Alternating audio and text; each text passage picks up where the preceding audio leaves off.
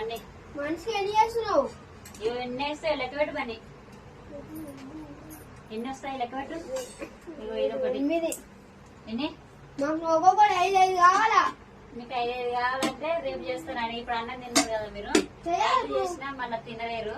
తింటా మేము. తింటారా? తింటే 8 ఉన్నాయి, మీరు ఇద్దరు మనిషి 4 తినరు.